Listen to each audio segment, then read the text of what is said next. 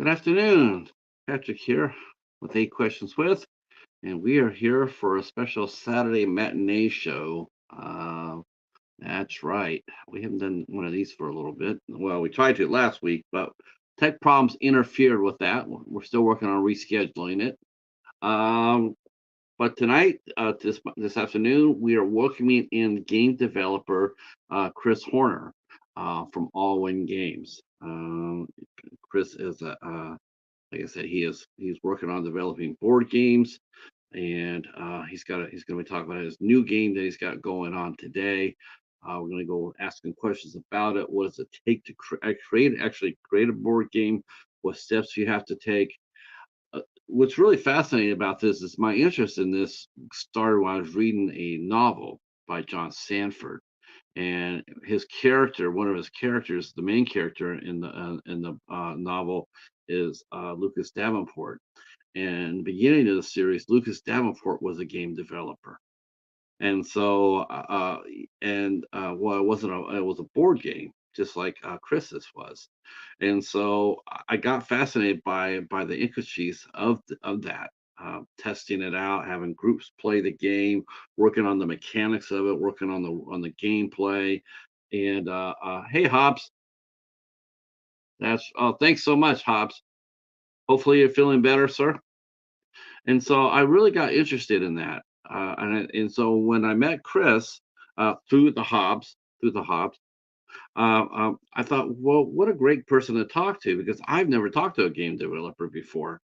So I said, why not? Right? I mean, that's part of the things I do here with a question is I try to find people to talk to because I'm very curious. I'm just a naturally nosy person, I guess.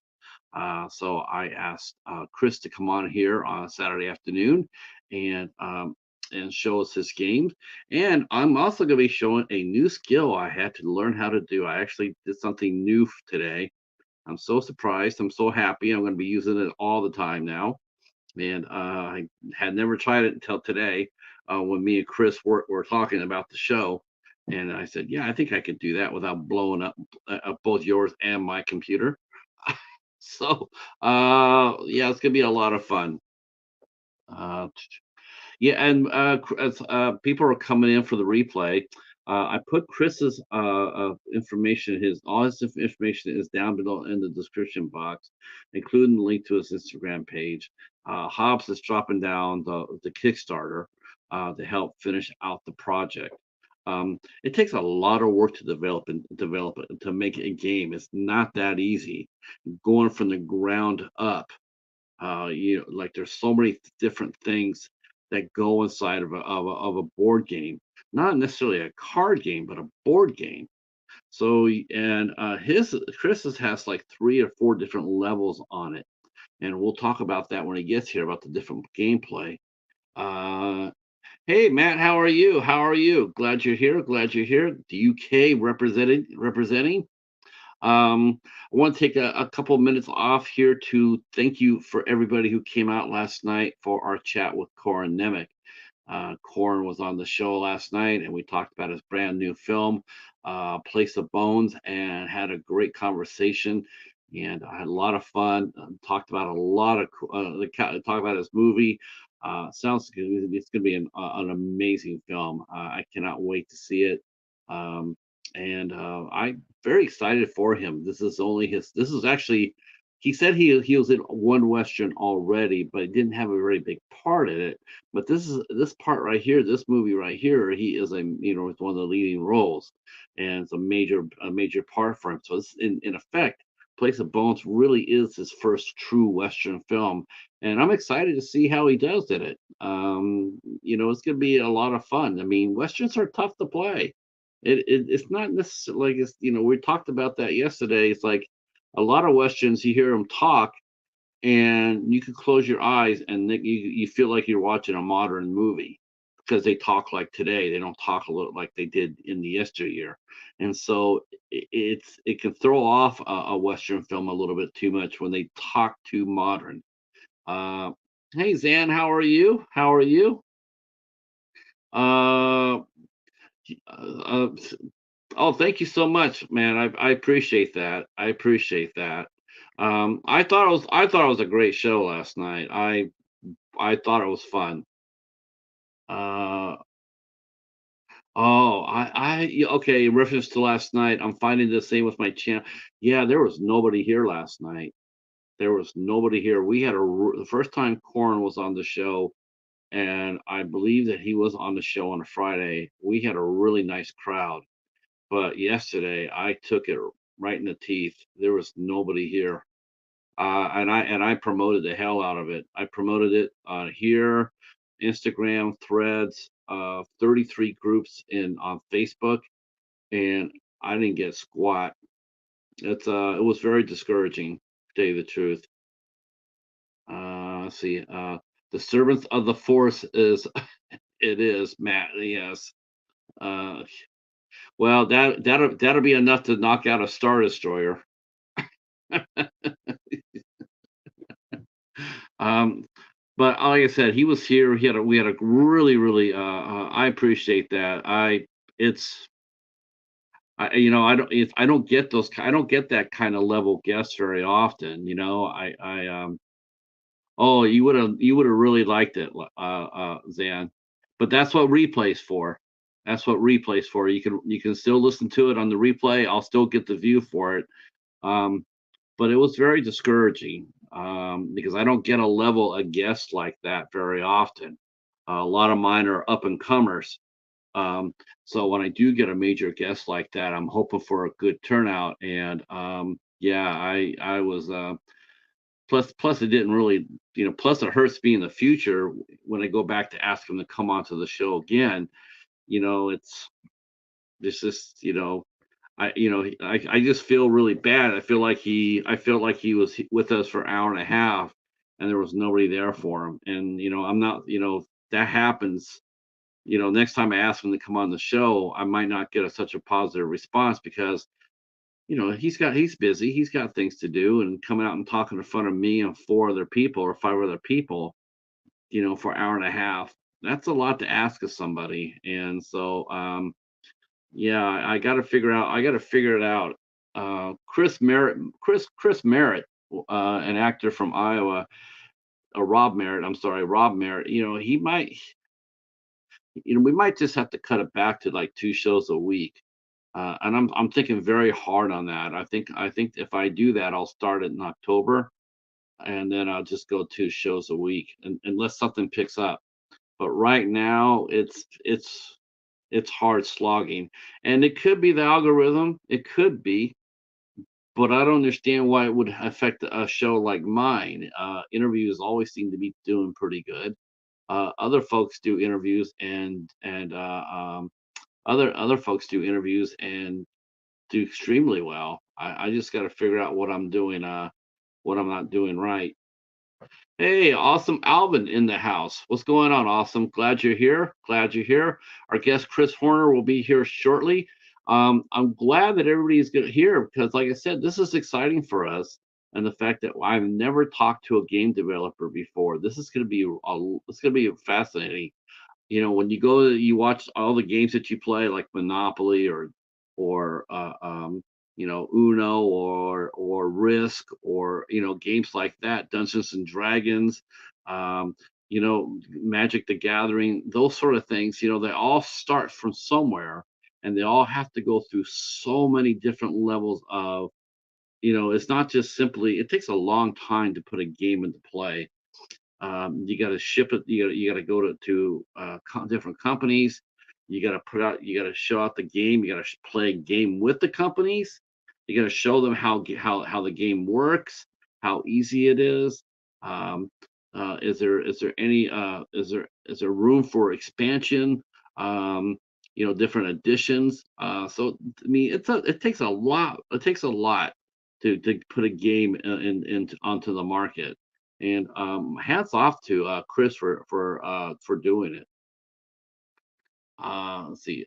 My best man is a game developer for some huge games. If you want to go down the road for more gaming people, yeah, we would talk to, yeah, that definitely would talk to. I'd like to talk to more game developers of like video games and what have you. I mean, it takes a lot. It's not easy. I love playing board games. Man, I mean, we sheesh. Uh, um, they're fun. We used to play a lot. We played Uno. We played, gosh, there's so many different ones that we played. Trivia Pursuit, Battleship, Risk. Don't play Lorianne or Risk. Don't. I would not play her in Risk. She was fierce. I loved her playing. Wow. I played two games against a friend of mine who was bragging to how he was going to beat my butt when we were playing Risk, and both times he ignored Lorianne at his peril and allowed me to walk in there and kick his butt twice. So, uh, see, Alvin says he already did America's Got Talent. All right, now that's cool. What did you really do that, Alvin? How far along did you get? Did you get on TV or the tryouts? What was your talent? That's one thing I didn't talk with J.W. Colwell about when he was on the show this week. I didn't get to talk to him about how he went on Who Wants to Be a Millionaire. He actually played the game. He actually was on TV and he got to meet Meredith Vieira. I think he was more impressed with meeting Meredith Vieira than he was playing the game. But from what I understand, it sounds like he did pretty damn well on that show. Let's see. Oh, you did. Okay, you got on TV. Wow, that's cool, man. Let me go over to your channel and check out your channel real quick. I definitely want to do that.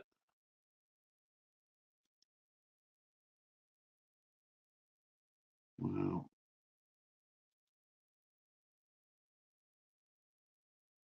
Oh, well, I'm gonna find your channel, Alvin, and or you're a singer. All right.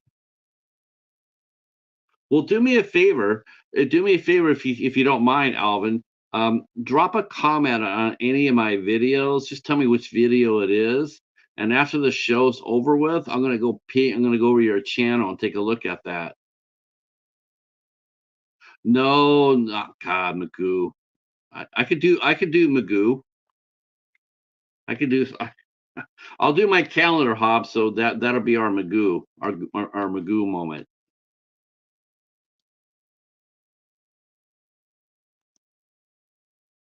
Okay. Let's see. All right.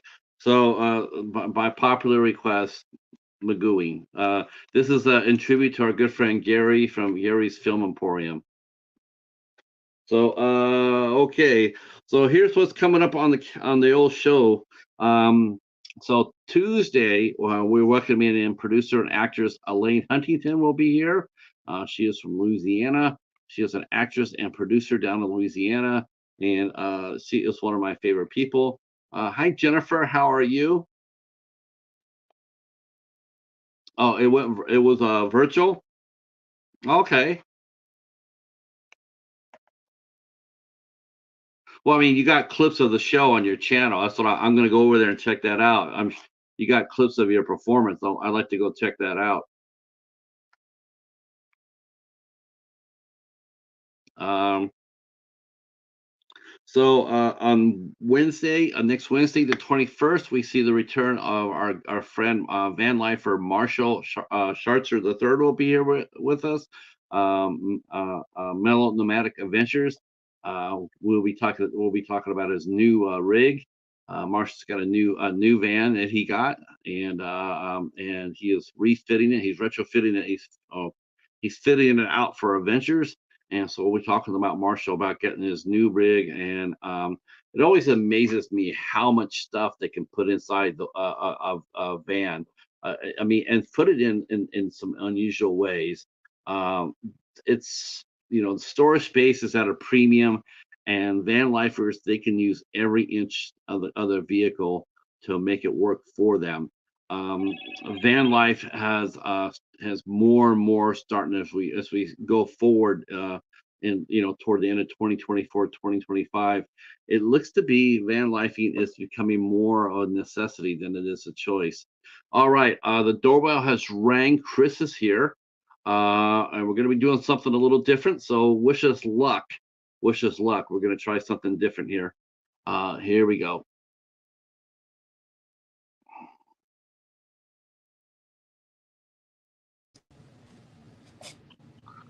Okay, it's one, and then he'll put his second one up.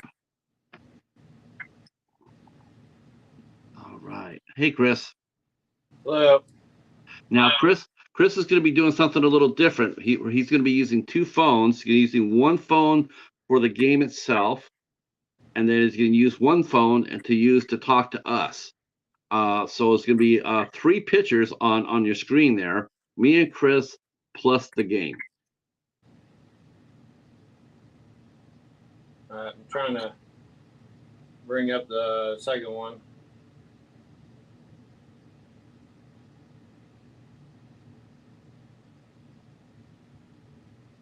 Doing well, Jennifer. I'm doing pretty well. Let's see. You haven't got the email yet to let me know if I made it to the next round. Oh, okay. Yeah, I didn't know how that worked out, Alvin. I was wondering about that. It was like because I can't imagine it doing all one shot.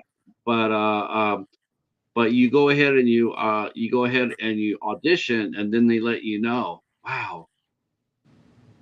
So that's that next round. That means you're just advancing to hopefully television.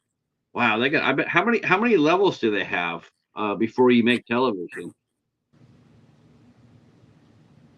That would be interesting.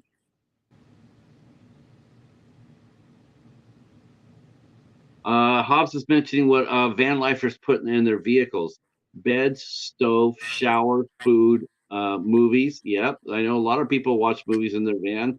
Of course, maps, a first aid kit, a flashlight, um, tools, tools are also going side. Yeah, we're gonna be talking with Marshall about all that because, like I said, he got his old van. Give Carol. He named his old one Carol. Well, she got worn out, and so he's got a new one. He's got himself a Dodge Caliber, I think it is, and he is slowly refitting it out for van life. So I'm looking forward to talking to Marshall and about that on Wednesday. Plus, Marshall's Did you get my second camera in? Pardon me, Chris? Did you get my second camera? Let me see. Nope, I just see one. Huh.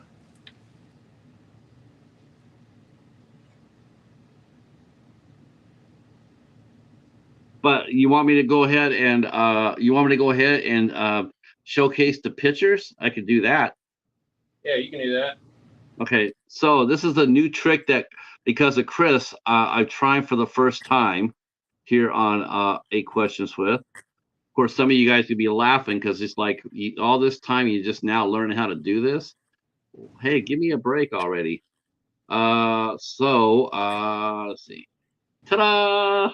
So this is the game this is Chris's game right here, and this is some of the board play. You can see the various components of the game, the player pieces right there. There is a cat token on there. So in case you guys are wondering, because I know you guys are. So here's the game that and it looks really cool. And then here is another picture. Oops.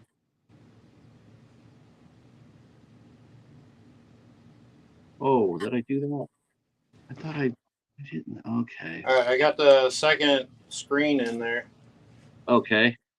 Let me go see. Well, I don't have it lined up completely, but it kind of gets into the frame if I drop it down a little bit. Okay. Let me go back here and bring you back up. But do you see the second camera? Yep, gotcha. Lighting look good? Ta-da! There he is. Chris Hoerner, everybody, from Alwin Games. Hello. Oh, let So me make sure. don't forget. Oh, Let me make sure the volume. yeah, turn down the volume from your second phone.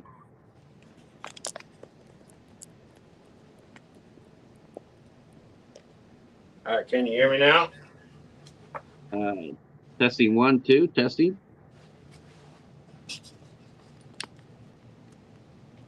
Just want to make sure I can hear you. Yep, still got the echo.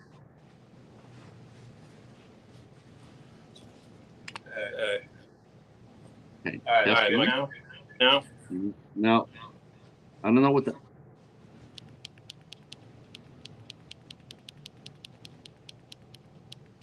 I turned the volume all the way down on the other. Okay. Here, let me switch it. Okay. But did you guys see what I did right out there? I actually put pictures on the screen for the interview. I put pictures up. That's a first for me. I haven't done that before. So now I can do pictures when I talked about guests and stuff like that. So rest assured, that's what we'll be doing going forward. That'll be fun. I didn't know what overlay meant. I saw that and went like, what is an overlay? And I had no idea. Next thing I know, well, might as well find out, because Chris says, can you put pictures on here? I'm like, man, I've never done pictures like that before. So I don't want to blow it up. So then I figured it out, and it's like, wow. Yeah, Magoo. That's right. Mr. Magoo. All right, now can you hear me all right without any echo? Yeah. All right, good. Yep. Okay, cool. We got it working now. Now that's a beautiful game. That's a beautiful game right there. I mean, it just looks exciting just looking at it. There's all sorts of possibilities and adventures. It's pretty cool looking. Yeah, I wanted to make something that was this board game is just like an ordinary 80s board game with modern feel, because that's all I grew up on was 80s board games. And as you can see, I wanted to have something that was a little bit exciting and not your 80s board game, and something that was for the modern day and age without just being a dice rolling game. As you do have options for strategy, a little bit of RPG flavor in there for the main game, so that it gives a little bit of fantasy, but it does focused on having an RPG element to it, because there is an expansion to the game that takes it much further, like with a story and things like that, to where the ending of the first game is essentially the beginning of the next game. So, but it becomes more of a Dungeons and Dragons, more streamlined and not quite as detailed and deep like Dungeons and Dragons. So, What I really sort of find really refreshing about this, Chris, is that it's not a video game. It's no, a board game. well, that's Which one is thing. I talked to some family members and stuff like that, and they're just like, "Oh, well, you need to make sure it's a video game or an app or something like that." Which I do want to have it be on an app, using some of the funding with Kickstarter to eventually do an app and have it be able to be played on your phone or PC, which you can do right now with the demo, but having it be a standalone thing. But my biggest thing is, like, people want to have the aesthetics of a real, tactile item or something like that, and then you're being with friends and stuff like that. Online is good, but to be able to have something like where you can really experience this. Plus, I designed the game with the light up and cards that are black with white lettering and all that, so that you can easily read in the low light and in the dark, so that it makes it a whole nother experience when you're in the in the dark, so to speak. You and I were talking earlier, and in comparison to board games versus video games, why I like personally like why I like board games more. Board games, it causes you to think more, to think outside the box, to strategize. Whereas a lot of video games, a lot of the video games are it's just muscle memory. It's you watch people play games, and if they can memorize what they're doing, that's all they do. There's no strategy involved in it. Like, should I go this way or should I not? Once they Yeah. do it once, that's all it's over with. And with a board game, anything can happen. Yeah, Whereas the video game it's finite. It's gonna there is an end to it. I mean, I've seen kids who've gotten a brand new video game and then come back 3 days later and they're looking to turn it in. It's because they've already reached the end of yeah, it. They already beat the big boss, and it's just like, wow, you can't do that with Monopoly. You can't do that with yeah. Risk. Yeah, and that's another thing is I wanted to have replayability of the game. So there is 3 modes of play, which is the gems mini game, which I sent you a picture of that. But it's a super easy game, and then you have the core game, which is like your typical board game, and then having the advanced mode, which you put gems on there, and it gives a few extra rules that are in there that give it a true Dungeons and Dragons type feel. But the cool thing is that I don't want to just have this be the base game.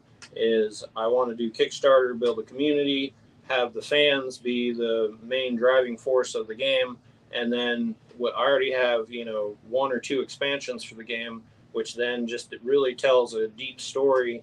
And I kind of want to do, if I can, the game design is kind of particular, but have it be like a choose your own adventure type story where you you may have like a main story, but you can come back and play the game, and it's a choose your own adventure, and you get through, and you have your own storyline that may lead up to a specific events or something like that. But you may run into Thor or Loki or these other characters that are in there, and eventually I'd like to with the game. Sorry, there's a train that goes by not too far from here, but with the game is having it to where you really do have a character, and it's about choice and good and evil. As you notice on the board, there's a good and evil dice, and that's kind of what the idea with Polarized is, that everything is about a choice. I do this or I do that, or I pick this or pick that, and all Right. that has its own dynamic weave, kind of to create your own story whenever you're playing the game, to where even if you want to do a little bit of fantasy, like when you get into a battle with somebody, is say what it is, like your finishing move or something like that, to give it more of a story and a depth to it, and not just like a video game where you're playing their story. It's you're creating your own story, and you have real tactile items and things like that really give you immersion to where you use your imagination and not just I spent 3 hours on a video game. So. See, the key word for me in that explanation. And Zan has a question. Hop says, this game makes you think. It's great. I That's what I mean. That sells me right there. Yeah, Um, is this a that's my board main game you play? design with the game, is that it is it's a dice rolling game, which harkens back to the 80s, but it also has cards, which actually I originally wasn't going to do cards and just have it be a dice rolling game, but then found it didn't have like that depth of strategy. And with this game, I really wanted to focus on something that is fun, but also kind of gives enough depth in there and things that you can do to where if you're a Dungeons and Dragons player or just a standard ordinary board game player, you can all come to the table and enjoy the game and have that challenging side of it, to where you really do have strategy, or you wait until somebody steps into your trap and all that type of things, because with cards you can play them at any time, so it gives you an opportunity to have real strategy in a dice rolling game.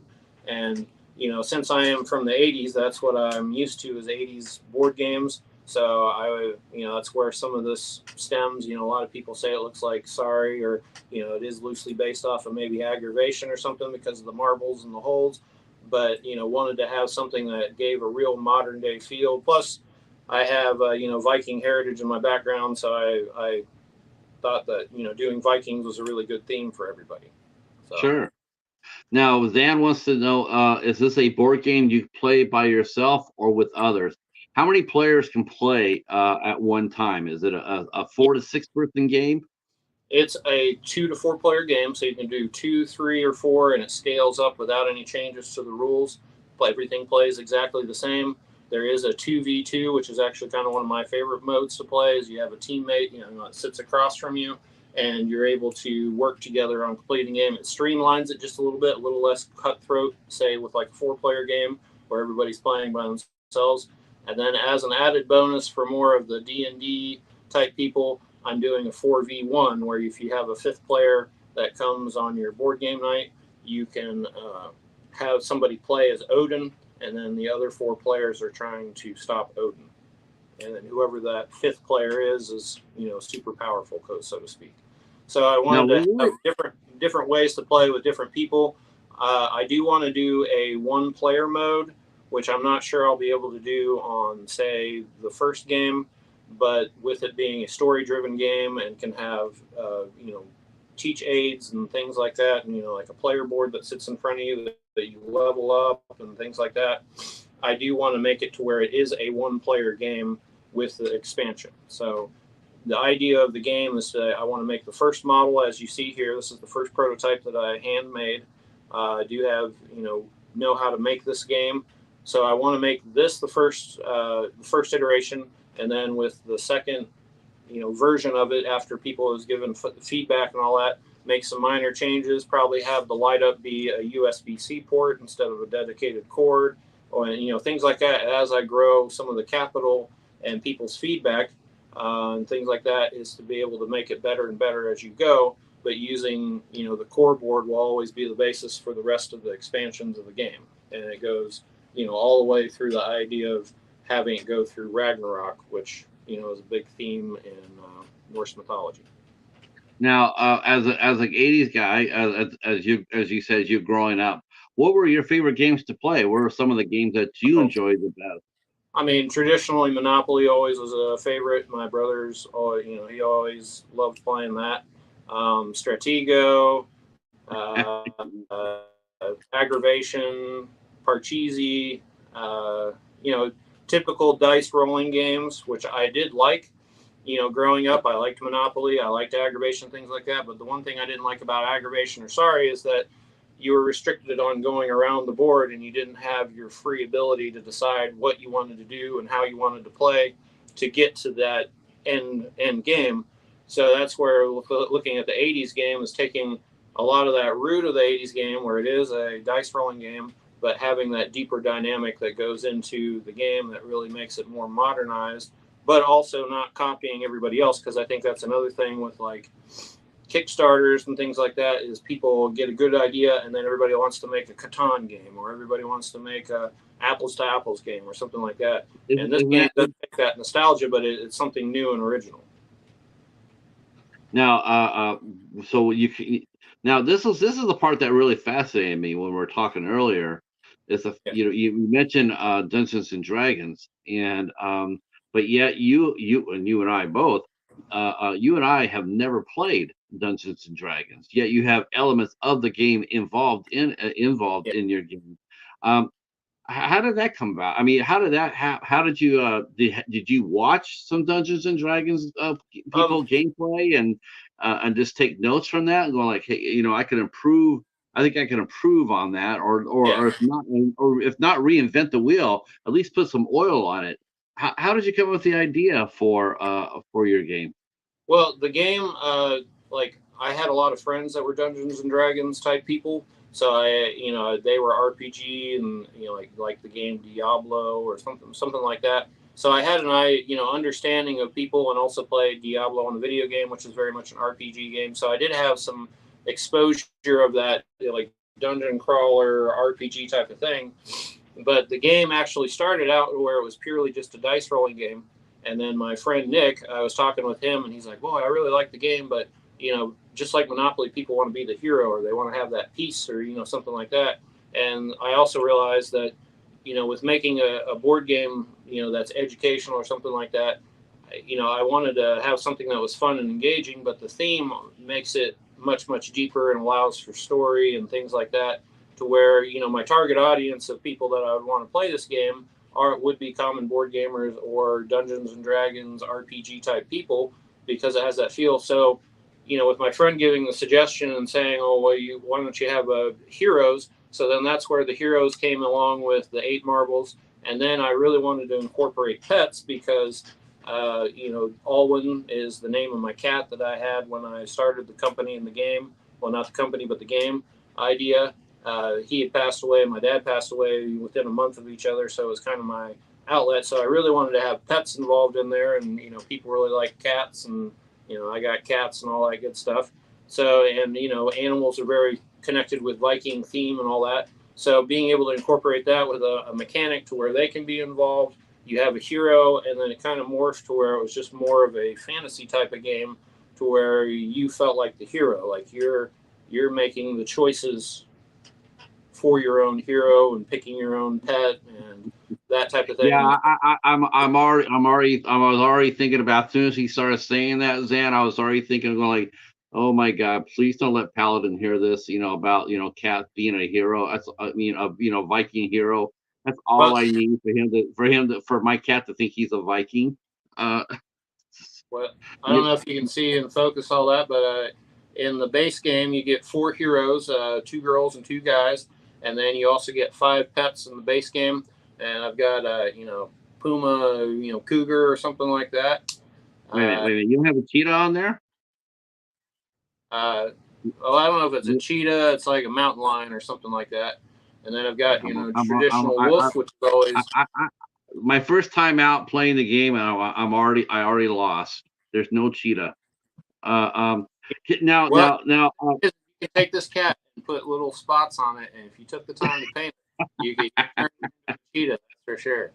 So That's I right. definitely wanted to have cats in there because the basis of the cats and all that. Plus, I do have a minifigure which I have over there. It is an actual cat character, so he's called Maul, and it's And kind of I did meet the chairman of the board earlier during our pre-show. Alwin made several. Your cat made several appearances while we were setting up our interview today. He made several appearances on the not only on the game board, but also on Chris himself. yeah. Well, she likes to come in like her name is actually Precious. So for all you Lord of the Rings fans out there, that's not the name I gave her. That's what she had when I adopted her. But she likes to come and just lay in the middle of the board. Both of them. I have another cat named Jake, and he's like a big fat half Mancoon cat. So they always like to come in and find out what you're doing, especially when you're in the middle of working on the board or doing something. They want to come in and lay down and push all your marbles off the table and all that good stuff. So That's got to be absolutely, like, I mean, it's got to be so time consuming and so difficult. So how does this? Hops is sitting there saying on the second camera, move it to the left a little bit so we get the game. The oh, camera can get. well, I'll move it in, but I'm probably going to get into the shot. You might see the camera. Let me see if I can focus it in a little better for us here. I kind of got out of the way just because I got limited space with showing the board and everything. All right, how does that look? Perfect. That's great.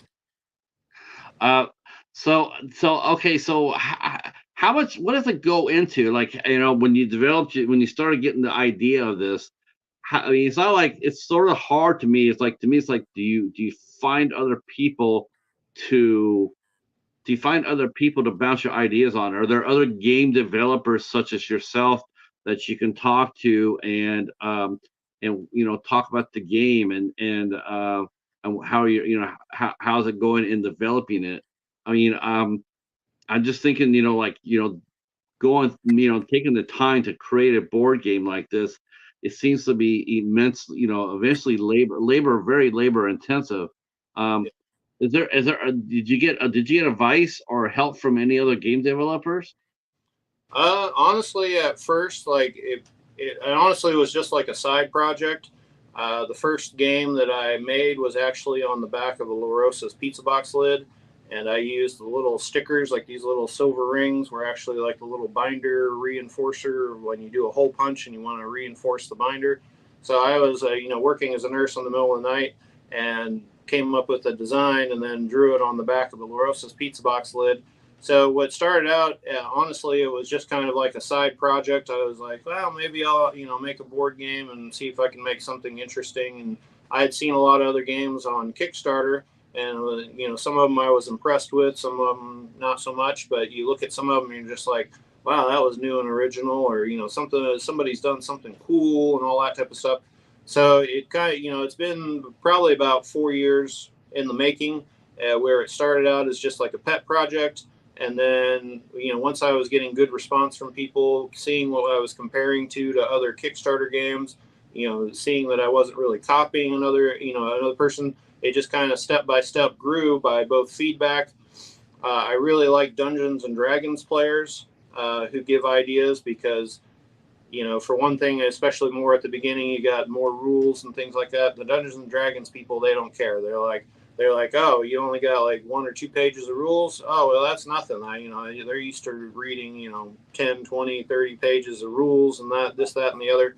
So by having the D&D players give some of their feedback, that really helped with kind of the mechanics and things like that. But as far as like the design of the game, a lot of that's just been from playing 80s board games, using my own imagination, and then looking at a lot of board game reviews and seeing what elements other board games that people liked and say, oh, well, that looks like a really good idea, or make sure, oh, I don't do that or something like that to annoy the fan, because I wanted to make the game, as easily as possible, but at the same time still keep those strategic mechanics in there. Yeah, so a lot of it, there has been things that were in the game that I had to take out and look at people's responses, and they'll say, "Oh, this was really fun. This was really fun," but this part really kind of broke up the game or something like that. And then you kind of take that feedback back, and then you look at it, and you're just like, kind of like, well, how can I do the same thing if I feel it's important, or can I get rid of that completely, or can I change that rule to where it fits more with what people are asking, but still not deviate from what I'm trying to do. And so a lot of that's kind of a fine weaving work, where it's like getting the idea is kind of cool, but getting those final mechanics and getting people's responses to where you make a good game that can hopefully stand the test of time. When people play it, they want to come back and play it again. It's not hard to set up, kind of like Dungeons and Dragons, where you're spending 15, 20 minutes just from the administration guy or realm master, whatever, being able to set things up. I mean, this game is very easy to set up. I mean, at the end of a game, boom, boom, boom, you can just put your things in the corner, and it's really easy to go. If you want to do the advanced mode, you just add the gems in and a couple extra rules, and then it just takes it deeper and deeper for you. So 4 years actually, just morphing over time. So 4 years actually seems about right. It does. It seems about right, 4+ years for a game to be developed, because there's so many different avenues of it. There's so many different aspects of it. Like a year ago, I went to the game fair. I did a live play in Columbus, and I went to the game fair again this year. But this year, I just did the Gems demo game, which I was able to play with a bunch of people, and it was really easy to teach and all that. What I found is that getting over the teach is the hard part, and then just getting some feedback. What I thought was a really good game, which it was, but at the same time, when certain elements, I sit there and think, and I'm like, oh, that's really going to go, people are going to really like it. And then you get people's responses back, both good and bad. And then you look at it and you're just like, oh, what I thought was amazing was good, but I needed to change this or that. Or something that I thought was good, I just needed to get rid of it because it makes it too complex or something, even though I may like that, or, something like that. And that's where, I kind of, after last year, went back and did more beta testing, did a lot, little fine tuning and changes and stuff like that, did some testing. And I feel like it's finally at the point where the game is what it should be, minus a few changes maybe. But I think from the core mechanics and everybody's feedback, I think it's really, really something of where it can go on Kickstarter, get the ball rolling, show people what it is. And then my biggest focus is to try to build a community that is excited about the game, that likes the game and wants to continue through, all that. And so that's, for the past 4 years, that's been my main focus, is how do I make the best game possible for the people that are receiving the game. That's where beta testing come in, right? I mean, do you have a core group that you you have to have a core group, right? I mean, it's not like you can. So you have a core group. How many times, like a week, do they come over and play the game? Like, how does it work? Where they play a game, then they write notes about it, they give it to you, then you go ahead and make adjustments, and then you have them come back, show them how you responded to their suggestions, then see how it plays out, because it's all about the flow of the gameplay. Yes. That's the most important part of any game is the flow. It has to have flow. If Yeah. it you know And if that's it's the thing I was clunky. working out in that last detail is I had a really good core game, seeing how it is, but then just getting, you want those hard knocks to be from people to be real critical. And that's another good reason why I like Dungeons and Dragons. People, they're not afraid to be critical and tell you like, oh, well, what about, or they'll even think the stuff you didn't think about, but you're like, well, what are people going to perceive about this? Or does this really mean that? Or, something like that. And that's where, all those fine little details as, coming up with a good idea for a game is one thing, but to have it really play smoothly and do well, as I said, that's where the beta testing is crucial. And I've done a lot of that. A lot of it's, some of it's just playing it in my mind, or, people give suggestions. And since I do know the game, I can sit there and, kind of play it out in my head and things like that, to where, I first have to be able to internalize what people are asking, see whether it works. And then, going back to the same people and having a core group or people that try it. And now that with having it online, that makes it easier for people to play and try it out and things like that. So that's where I was really happy about having an online demo with Tabletop Simulator, which, pretty much mimics this. Doesn't have the exact minis like this. I just use whatever their stock stuff was, but it gives you the complete feel and everything that goes on with that. So, but yeah, beta testing. If you didn't have beta testing, if you Yeah, want you a don't final you product, don't it's setting really. yourself up for failure if you don't test it and test it and test it and test it.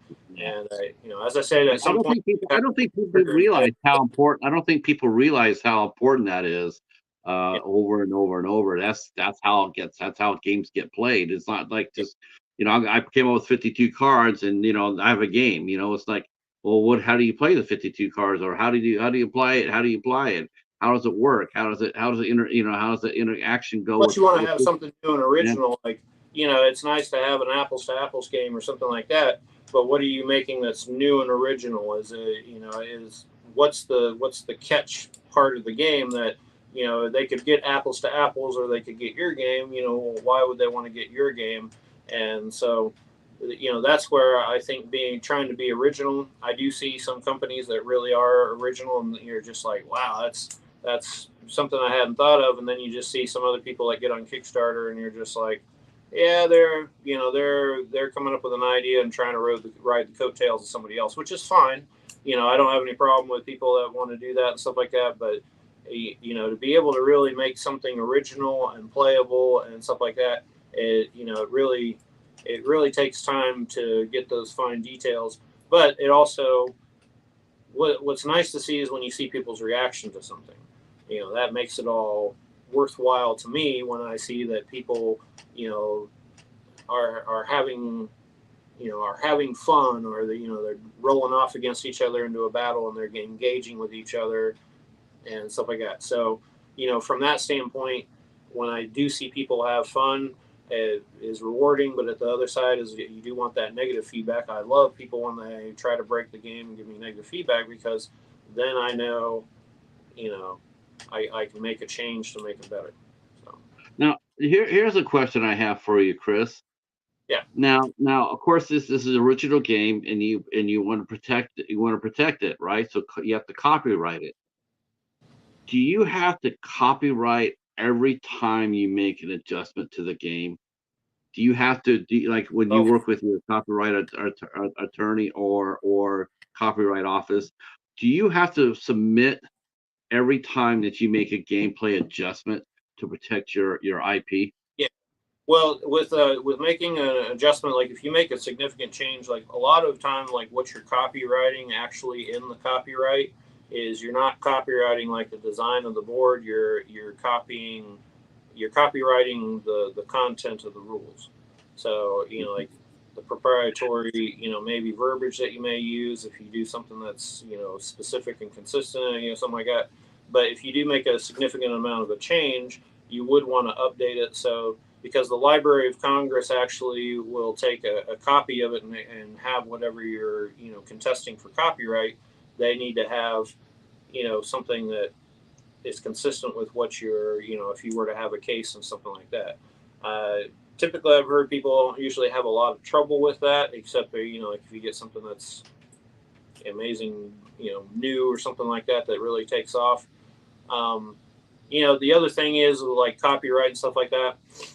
I think you're going to have people that'll copy you, say in China, Yeah. this, that, and the other. Because honestly, there's half of me. I'm sitting here and I'm talking to you, and you have your game out in the public, and there's half of me that is I feel uncomfortable with it because I just think that what if someone comes by and sees Chris's game and Yeah, decides to snag it, or just yeah. take the elements of it, and I just feel like I just want to make sure it's protected. You know what I'm saying? I want to make sure that if someone comes in here and sees our interview and we're talking about your game, because your game's not on the market. Your game is still being developed. It's still not there.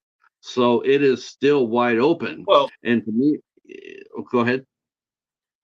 well, I was going to say, from a standpoint, to make this board game that you see here with the light up is not an easy task to do. Somebody can do it, but the cost and things like that to do it, it's hard to do. And I guess the other thing too is that my idea for the light up board is to be very selective on who has the light up board, and also, if you want the light up board, you get it from me. And I think there's also, like people who buy Versace or some type of name brand. You can get knockoff stuff like that, but also, having it to where you have a serial number that's connected to the board, or things like that, to where yeah, you can go off to some other company and they make a knockoff version of it and stuff like that.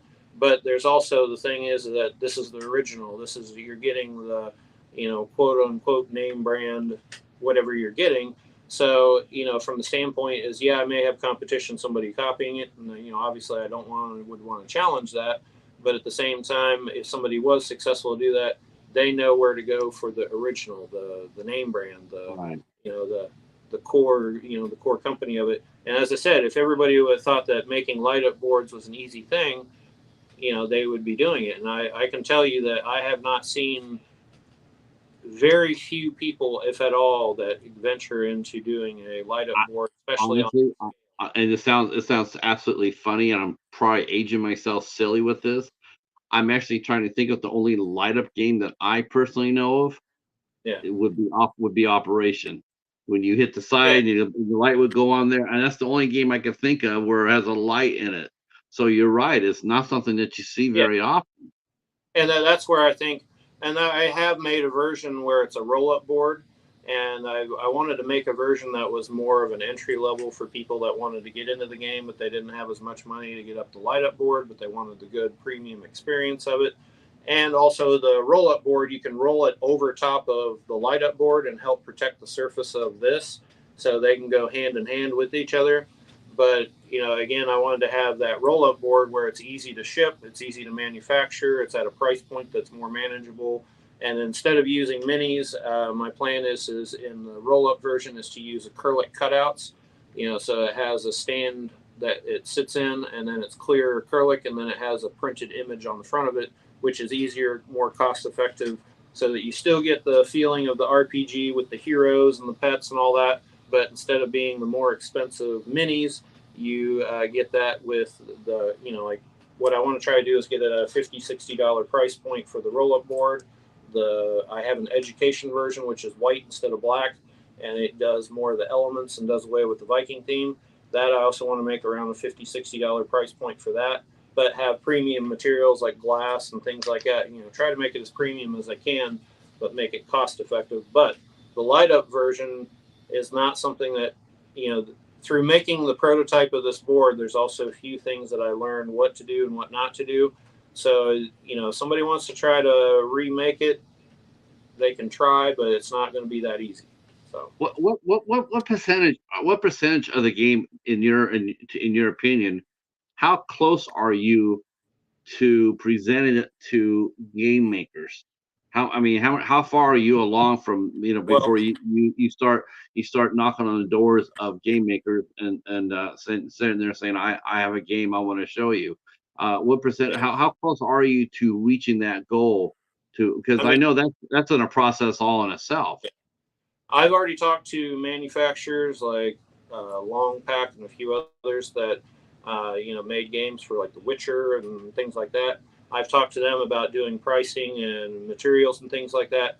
So from the standpoint of, I could take this game and have what you see in front of me and go to Milton Bradley or, Mattel or, something like that, and give it to them and, say, hey, I'll sell it for royalties or whatever, that type of thing. And I could probably do pretty well. The problem is like when you have a major game designer manufacturer, that if they're the publisher, they might want to have a certain amount of control of certain something, or say, oh well, we want to get rid of that because we want to cut costs, and they may have a different agenda. So my goal is I'm planning to go to Kickstarter on September 15th, and then just get the ball rolling to get some capital, and then publish the game myself.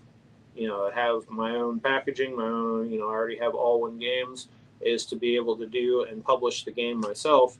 One, because then I can get more of that retail margin that you lose from having somebody else do your own game, and then do the light up version where I can sell that a little more directly to where I get more of the margin. I also keep the price down as much as I can for it being acrylic, because the acrylic itself, just to make this board was probably $15-20 just for the acrylic. So it's not cheap, but you can get that price down with quantity.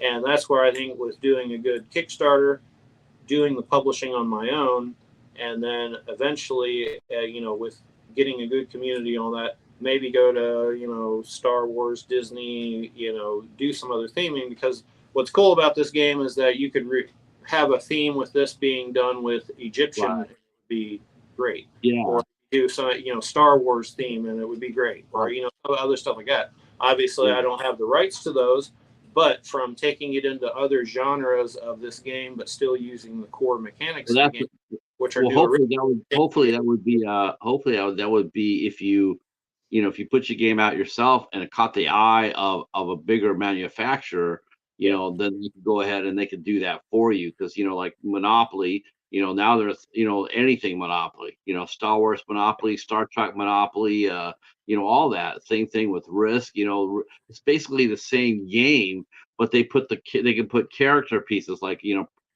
General Solo commanding an army, instead of just a little block in Risk. Now you have Solo, you have Rorschach, that sort of thing. You get your own characters put into it, because it creates it just having other franchises involved in the game makes it more exciting. oh yeah, Hops is sitting there saying, Halloween edition would be killer. Like the board yeah, would be Halloween themed. Now, of course, that's way down the line, because right now, you don't want to do any of that right now. You can't really think yeah, ahead yeah, of like that. You just got to get what you have in front of you. That's what you got to get out there in the public eye first. yeah. Everything else will follow, but that right there, you got to get that out first. So, wow. Now I'm just thinking you're going to publish. You're going to basically take orders and ship them out yourself, right? I mean, you're going to make all these almost are going to be almost like handmade, almost. The light up board is going to have a certain amount of handmadeness. Like, I made this board by hand using a drill press, but my ultimate goal is with doing some capital with Kickstarter, is to have a CNC machine to where I can do the drilling part of this done at a much easier, manageable process, and then by hand adding the metal and things like that, and keeping it at a very premium as much as possible. I also want to do like a laser engraver or something like that, do some laser engravings on the washers and things like that. It's probably 95% the finished product. It's just a little 5% of, you have a lot more available of this item versus this item, so you go with what's available. Because I mean, you have to think about it. If I, say I did a Fabulous on Kickstarter and had 1,000 people. I mean, if you're thinking about it, that's 1,000 people that you now have to get an order for, and Wow. if you think Can about you imagine? Marvel Yeah. and all that, it is a task to do. But at the same time, I think that can be streamlined with, obviously with getting Kickstarter, I can hire some more help and things like that, to where once you get the ball rolling, is you get the feedback, and then my goal is to do good with it, hopefully as good as I can with the first Kickstarter, and then when I come out with the expansion, is hopefully, it can be as big, if not bigger, than the debut of the game. Now, So now, have you I mean, since you've already played, you already got your beta testing group out, right? Now, yeah, what city are you based in right now?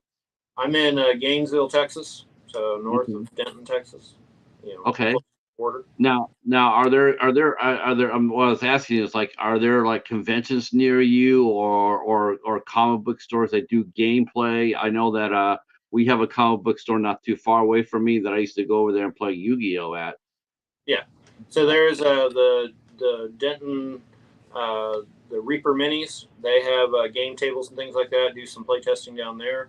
Also, they do have the game store. Having a brain fart on the name. My But my my idea, Chris, was this. I mean, to me, what I think would be really cool, and I think would add some punch to your Kickstarter, is you take your game down to one of these toys, one of these places where you can play at. You take your beta group with you, and you do gameplay. You videotape it. You videotape other people playing the game. There's yeah, nothing more attractive to attract anybody in is to actually play. I mean, you're on YouTube like the rest of us here. Look how many people play games online. People right, sit there, which amazes me, quite honestly, and amazes me where people actually will sit and watch people play video games. But I'd be more apt to watch someone play a card game. Like I was sitting there watching a couple of people play Magic the other night, and right, it was pretty badass. I was like, this is pretty cool. I've yeah, never seen anybody do that before. Um, and I'm thinking, to me, it's like, my thinking is, get people to watch how see how the game is played. You're yeah, videotaping it, you're playing it. Maybe someone's videotaping it on your behalf, but you're in it, you're playing the game. I can't think of a better calling card to raise funds than to have the gameplay be shown with your Kickstarter. Is yeah. that something you would consider doing? Yeah. I mean, I've done some limited footage. I guess I've done some and didn't feel comfortable with publishing it, but had some Nah, pictures and things like that. And did a live video. The benefit is that I do also have a tabletop simulator. I have a demo that I designed in the tabletop simulator, so not only can people see it being played, but they can pull it up on their. They have to have a PC, but they can pull it up on their PC and play the game. And I think that's another good way, especially like what you said with people that play online. It's a large amount of people that play online, and people that I've been talking about wanting to try the game, and then I told them there was an online demo, and they're like, "Oh yeah, I can play this Saturday." So it was a lot easier for Yeah, people to sit Hop down. says he's already played it. He says he's already played the game. Yeah. So I'll have to get that link from you, and I'll put that down in the description box so people can go and play. One thing I haven't asked you, which is totally like totally goofy of me, but what is the name? What is your game called? What did you name it? polarized. Polarized.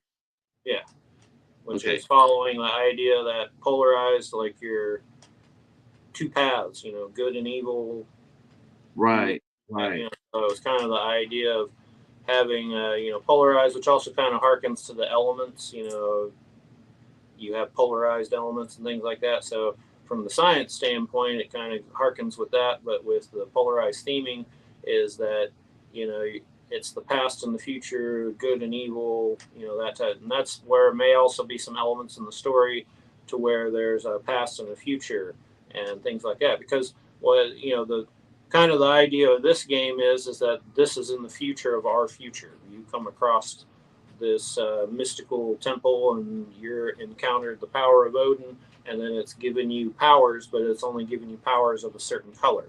Because light is made up of all colors, you're only given a little bit of Odin's power, and then Odin, being clear, he's all powers. But essentially, the premises of the story is that you're in this temple and you're trying to find a way to unlock or release the power of Odin because he's blocking the portal to the Bifrost, which is essentially, if you know Norse mythology, access to the other 8 realms was the main way. The Rainbow Bridge between Asgard and Midgard. This is the last remaining portal, and Odin decided to become the power of Odin so that he could keep Loki trapped on Earth. So it does kind of have like a lore story going behind it, other than just Viking characters who are sitting here playing. And of course, the other thing is the Viking characters are from the past, and I would have an idea for an expansion in the future called Supernova, which then introduces space characters, space chicks and It- space dudes. I'm not. I know. I was wondering if this is a common thing for game makers, which I'm sure you could probably answer this question. But I hear a lot of. To me, I just can't imagine it because my imagination is maybe not that developed. But to me, I hear so much possibilities and so many. I hear you in your voice. There's so many elements. There's so many things you want to go with it. So many different levels.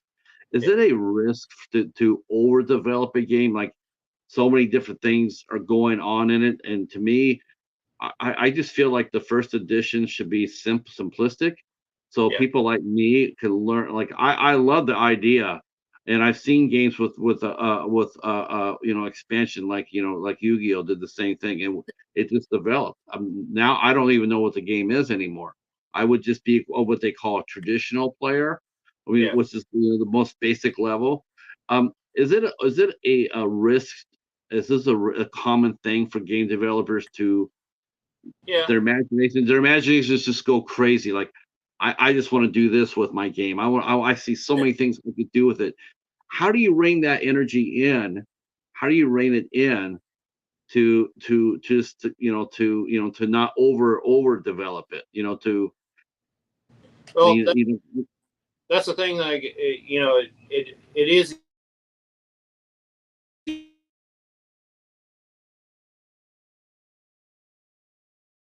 all right, we'll bounce out of that. I hope. Oh boy, this happened to us on our pre-show too. If okay, let me just tell him to come back. Yeah, this happened last time. Okay, what I'm gonna tell him to do is to come back in, but don't worry about the gameplay. Let me just tell him to come back in. Hold on.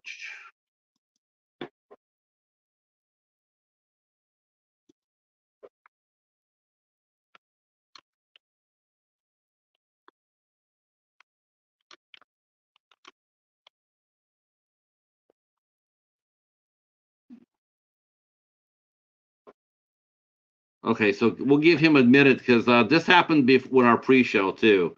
The same thing happened, so about the same time. So we'll give him a chance to come back in. Um, if one thing that's really cool, and I hope you guys are hearing this too, is the sheer imagination that Chris has. That is his imagination drives our creativity. If you don't have imagination, you're never going to be able to do anything like this. I mean, you just don't. I just impressed with that. I mean, you just feel like you opened up the tap and there's just so much coming out. And to me, what's really exciting about this is like that if Chris can do it for one game, he's got ideas for other games. It's just like making music or making a movie. You got so many different ideas and so many different ways you want to do it. It's really impressive. I feel. Um, and I guess there is a online game because Hobbs just mentioned that he had played it before. So we're gonna go ahead and as soon as I can, I'm gonna put that link down in the description box so we can all go over there and play it. So let me see if he's able to back out and come back in.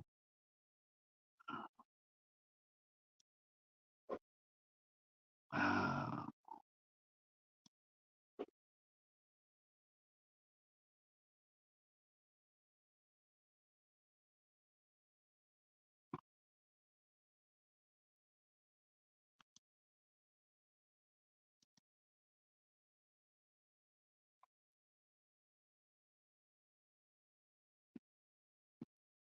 Oh gosh. Oh, I didn't see that, Josh. I'm sorry. Do you still want to come up?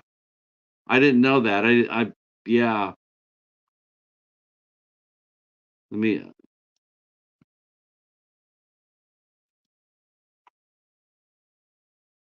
Hold on here. I can do that.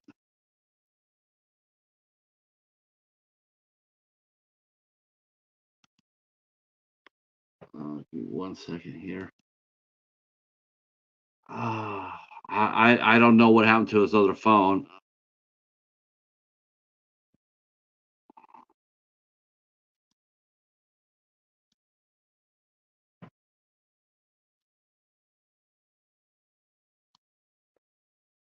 Do, do, do, do.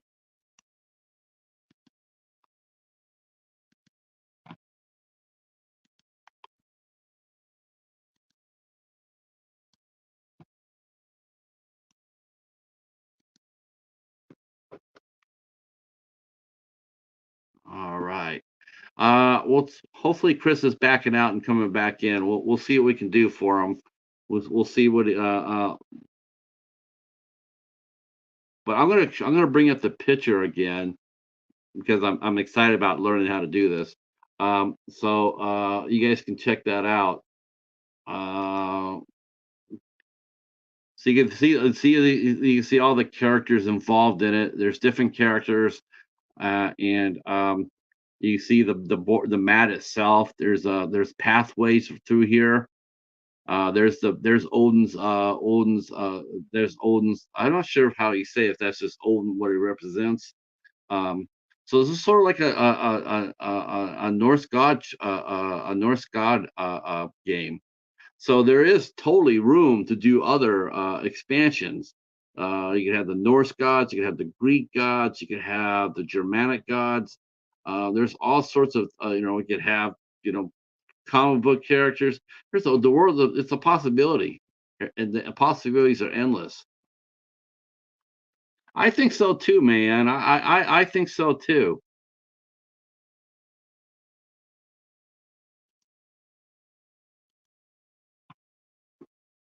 Okay.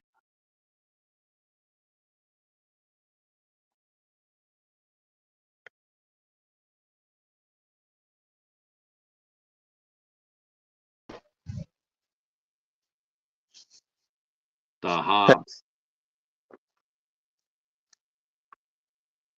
So I just wanted to say that we played the game actually like in person, Oh, nice. and we went to one of those game places where it's kind of like a bar, but they have video not video games, so it's just got board games. Right. And I was nervous to play because I'm not good at that shit, and I ended up playing, and it was really interactive, and it was really I had a great time with it. But as we were playing, these ladies walked up to us from France, and they took his business card. They were fascinated with the game. Yeah, I think like I said, I think board games are really cool in the fact that they force you to think, they force you to strategize, and then think tactically. You have to, it's like that's what I love about chess. When you play chess, it's not just the first move. It's just not the one move you're thinking about. You're thinking about, a good player can see a game 8 to 10 moves ahead. I'm like a 3 to 4. I can see it 3 to 4 games, 3 to 4 moves ahead. So I'm not that good, but I can hold my own. But it forces you to think. It's just that, like I said, of video games. I mean, video games are cool and all that, but it really is more of a muscle memory. I will say this though, it would be a badass video game too. I mean, it really would. But um, it's I like the board game part of it. I do too. Plus, aesthetically speaking, it's badass. That's a great looking. Look at the board. He's Look he's at had this look type at of that talent board. That since he was board a is kid. tight. When we were I kids, think I lost one of my videos here. he would draw all this type of stuff when we were kids growing up, and he would draw, and he's always had this knack for this type of stuff. Yeah, I think it's I think I got kicked out of my other. I think I got kicked out of my other video. Hang on, Makes you wonder how the two of us actually got to hang out, because I'm not really that intelligent with that type of stuff at all. well, it's you know what you know what, I don't think that's necessarily true, Josh. Sorry about the I, audio here.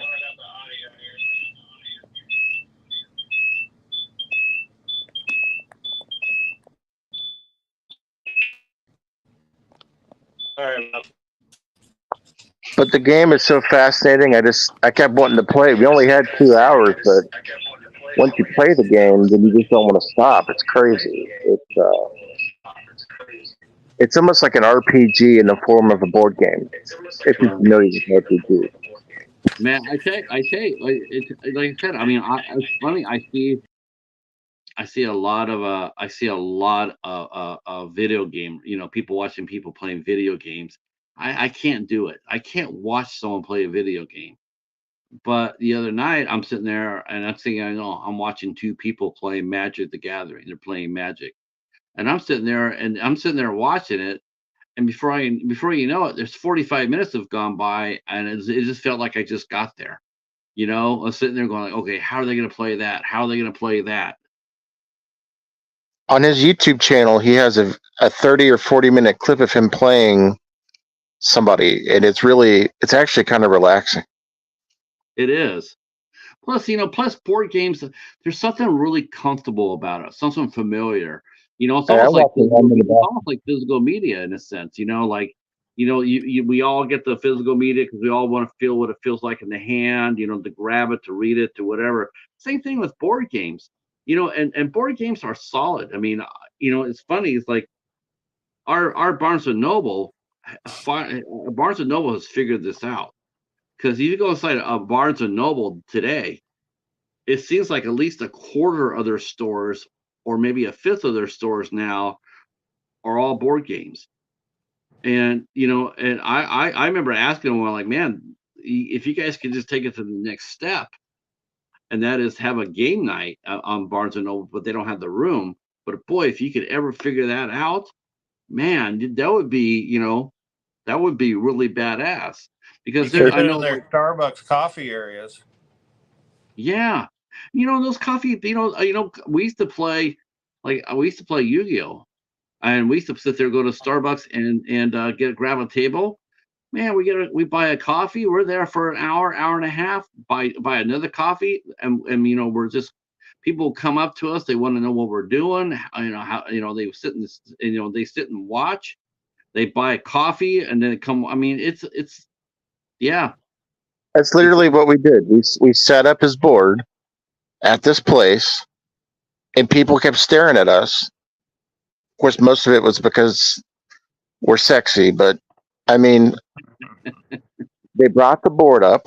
We brought the board, and people were actually looking at the board, trying to figure out, what are you guys playing? And he was getting approached by people saying, "What is this game? This is phenomenal! Like, what? How do we get this game? How do we purchase this game?" And I just think he's on to something. It's going to be huge. We just got to figure out how to get it there. Right.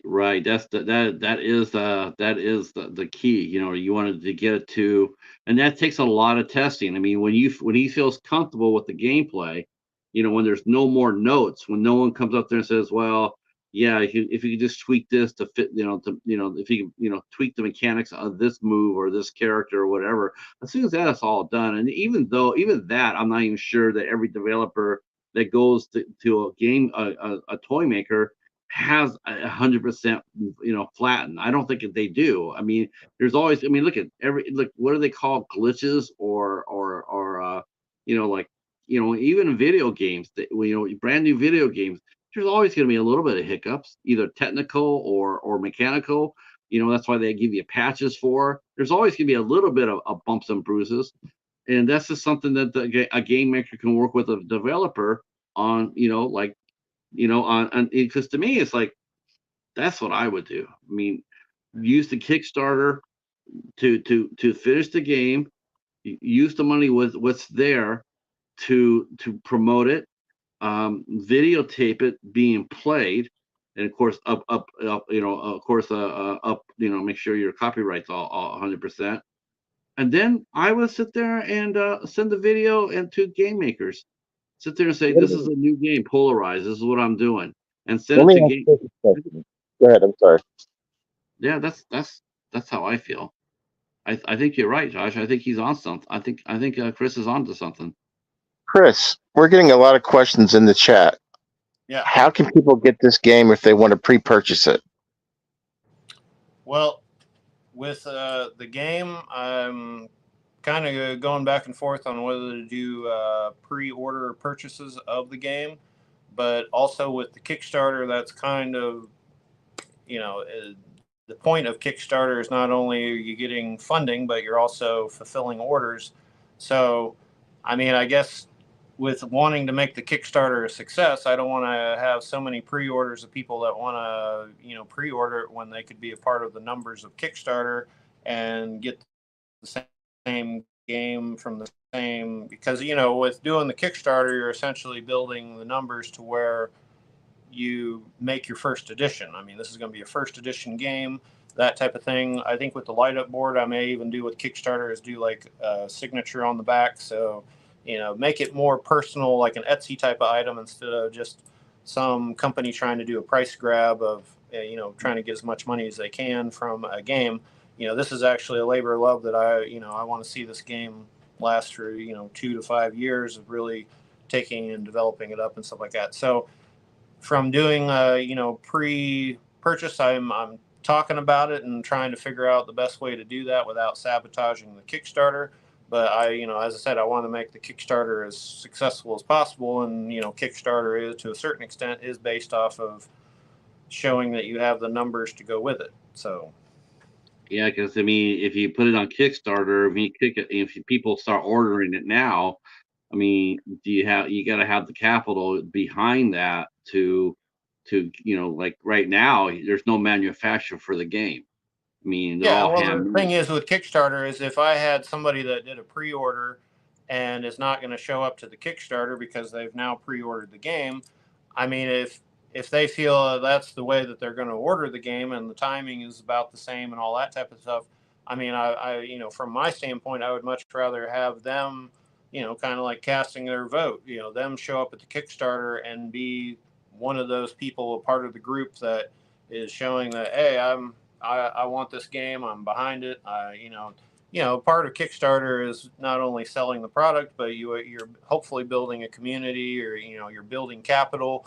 And as far as I would say, that if you're going to be an investor into my game or my company or whatever, I want you to be excited about whatever you're doing. You know what I mean? So, and and that's where I feel like with doing the Kickstarter, I just want people to show up to that and stand proud to be a part of the group. And because the other thing is with Kickstarter, if they start seeing, if I've got 100 orders that are pre-order, when those 100 people could be in the Kickstarter, that could make a big difference on whether Kickstarter promotes me and puts me on the top of their list, projects they love and things like that. That's what from making it as big as a success as I can. Plus I can, you know, mitigate more of the costs, because there's all kinds of little Mhm. costs that go into making a board game. All the Yeah. little marbles cost something, this, that, and the other. And even things that you don't think about, like how much does it cost to print the rules and the packaging and all that. So making that as manageable you can, and then also having enough volume of people when you do it so that the cost is now,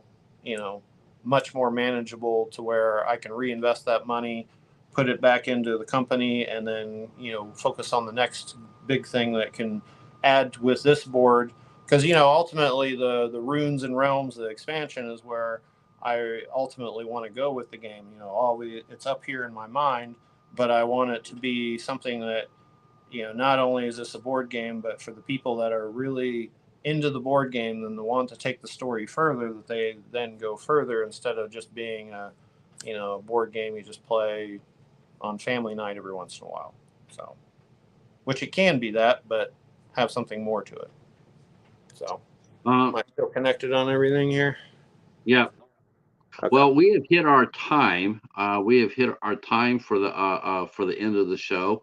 I definitely want to thank you, Chris, for coming out and talking to us about Polarized. Thanks for Hobbs for the cameo appearance. And thank you to the chat for coming out and supporting the show today. I really do appreciate it very much. I'm looking forward to seeing what's the finished product for sure, Chris. And I'm very excited for you. And I think it's pretty awesome that that you're showing off your creativity this way. I will probably have to say you and I probably do need to do something together though, and that is you and I have got to learn how to play Dungeons and Dragons. Now I'm just now I've always heard about it, but I've never done it. But talking to you, and we've been during the past day, a couple of weeks. Now I'm sitting to myself going like, I really need to do that. So that's something Also, that's a goal. I also wanted to show this mug. This is a custom mug that I'm working with. They're called dice mugs. And anyways, they have these mugs, which I thought looked very Viking. But if you look at the bottom, they have dice in the bottom of the mug. So you can actually use your mug as part of the game. And they added a Oh, couple extra dice so that so essentially you can put a cozy in the inside of it, and then you can put your beer or your can or whatever in there, or you can actually put cold liquids in here too, and you can see it from the bottom. But I thought it was a pretty cool little thing to go with for the top tier on the Kickstarter as something, an added bonus for doing the highest level. So what are some of the perks on your Kickstarter? I should ask you about that. So how many levels how many levels on the Kickstarter, and what are some of the perks you're offering? So the Kickstarter is the entry level is going to be the Kickstarter roll up board, or the polarized board, which will have glass marbles, but they're solid instead of translucent. They'll come with those cutout minis and pets. The four heroes and 5 pets, and the dice and all the dice bags and all that come together. So that's going to be the tier 1. The tier 2, which is essentially the same thing, is the polarized elements, which everything that's in it is about the same except for the theming. So those will be both right. On retail, I want to try to hit a $50 to $60 price mark on those. I don't know what the Kickstarter will be, just because I'll have shirts and other fun stuff to go with it. But as far as the light up board, that'll be tier 3, and that'll include the 4 hero minis, the 5 pets, and the light up board and all the translucent marbles and all that type of stuff. And then with that tier, you also get a copy of the polarized elements and the polarized base game, which the roll up board can go over top the light up board to protect it. And then if I do hit a certain level, say, I don't know, 150,000 or something, 100,000, I'm going to have a tier that unlocks, which is the prestige or founder level, which will be, I'm trying to see what the price is, but it'll be, X amount more. And then you get a deluxe blackboard that's signed and numbered that comes with it. You get a signed hat. You also get 4 more hero minis and 8 more pets. So it kind of gives, for the people that are more of the D&D or they want the collector's edition, once I do hit a certain level, I'll make that available for purchase also. But because of the cost of the board and all that type of stuff, figuring out a good price point to where I don't sabotage myself, but yet I still am able to give a good product and make a profit, and put it back into the business and continue on. So, because All right. I said there is a lot of little numbers that always go into that. So, Yeah. I was going to show you how to play the game a few rounds, but I know time is limited. So, Yeah. But I will be back. We'll be back. We'll be back. We'll catch up with you and see where Polarized is at. I like to keep track of this. But thank you again for your time. I appreciate it, and we'll stay in touch. And when you're ready, when you get all the bumps smoothed out, and your Kickstarter is running, like I said, I'll put your Kickstarter link in the description box down below, and we'll stay in touch. also, I want to offer to people that are playing in the link and stuff like that, for this audience, if you direct message me on Instagram, I will sit down online and play with you directly. So That sounds like a great plan. So I'll schedule, instead of going to a game store that you can't get to, just hit me up and I'll show you how to play online. And, it can be one-on-one, or if you got a couple other people, just let me know and we'll set up a 3 or 4 player game. So just I if think you're I think interested, it let me needs know. to, I think it needs to be me and Paladin versus Hobbs and Luna. We'll have to see about making that happen. But Yeah. thanks for your time, Chris. I really do appreciate it. And thanks to the chat. And we'll see you here Tuesday night for Elaine Huntington at 8 o'clock. Thanks so much and stay safe. Sheesh. Plus, Patrick, I think it'd be good to play a game with you online if you hit me up. So I definitely will, sir.